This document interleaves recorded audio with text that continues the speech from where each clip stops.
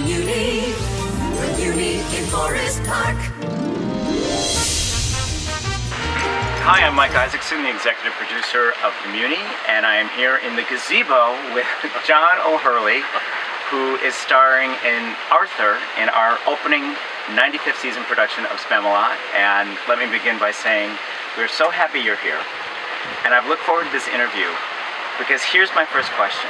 SPAMALOT is a celebration and explosion of silliness, and I keep telling people silly is the hardest comedy I think there is, because it's working on 3-4 different levels at once.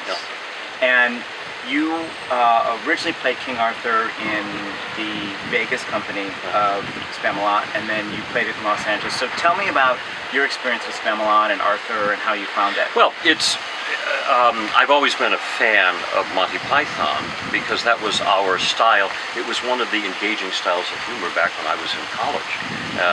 And we would all do the skits and everybody would mimic the voices, and so it became our style of humor.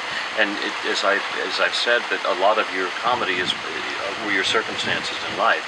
So for me, Monty Python was just a continuity of what I was learning back in the 70s.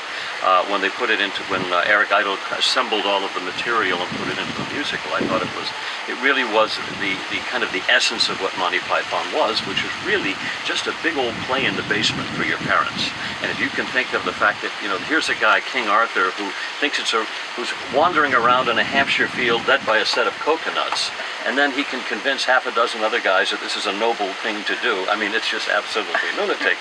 And of course, it ends with an ending, of course, standing in front of a first grade cutout of a bunny hill with a hand puppet, and they're scared to death of it. And you know, so I mean, it's the height of silliness, but you have to play it at such a life or death, high circumstance level to make it actually, make the humor of it carry. So it has to be played for the stakes that it represents, even though it may look as silly as a first grade skit. And you have a very distinctive style of comedy. And how did that develop? I mean, where did you hone and where did you learn? I think comedy comes from, I think your kind of circumstances growing up. Our job, and I include my twin brothers, my younger twin brothers in on this, was to make our father laugh at dinner. And we all, because we all developed a very dry sense of humor and a silly sense of humor.